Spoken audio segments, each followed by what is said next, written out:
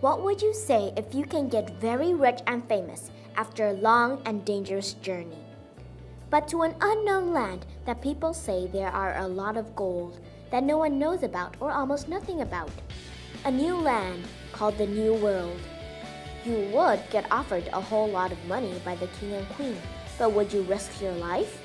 And also, it would depend on your failure or success. If you accomplish the mission, then you would get rewarded and get famous. But if you fail the mission that the king and queen ordered you, would be sentenced to death. Even though you died in the voyage, if you were not the first son of your parents, they won't even care. In fact, they won't even notice. Amerigo Vespucci was one of these people that risked their lives just to serve the king and queen of the nearby countries. Some of these countries already had many explorers that went to explore for them. But they were just greedy and they wanted to gain more power and wealthiness for their country. Some of these countries, for example, were Spain and England. They were the most powerful countries in the age of exploration, and also the countries that sent the most explorers to the New World. Spain and England were enemies, so they constantly fight towards each other.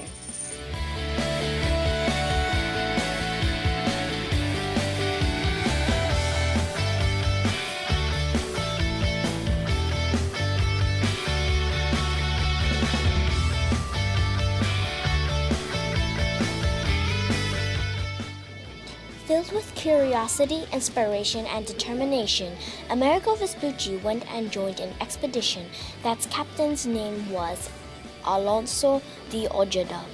This was Amerigo Vespucci's first voyage ever at a young age. He was inspired by Christopher Columbus to go to the New World. He used to prepare ships for Christopher Columbus, and then when he heard about Christopher Columbus's expedition to the New World, he went with a hopeful heart that he would succeed. Amerigo Vespucci spent most of his life in Florence, Italy. His family had a strong relationship with the royal family. Amerigo Vespucci was born on March 9, 1451 in Florence, Italy. Amerigo Vespucci died on February 22, 1512 in Seville, Spain. In South America, Amerigo Vespucci went to different countries, including the countries below. Along the coast of Brazil, Suriname, Venezuela. And also, it was said that he was the first European explorer that saw the mouth of the Amazon River.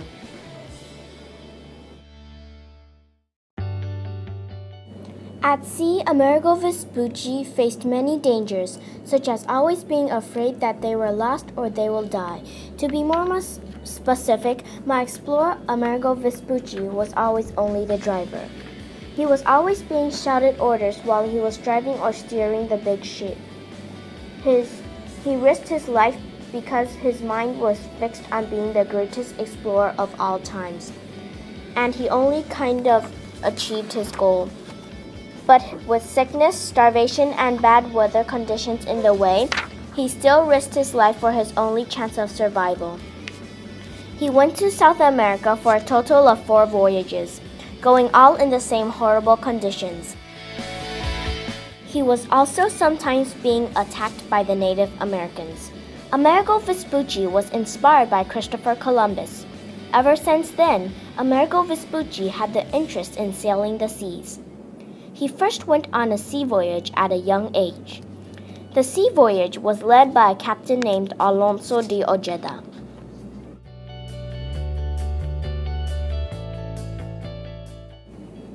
Life changed for many people at the age of exploration.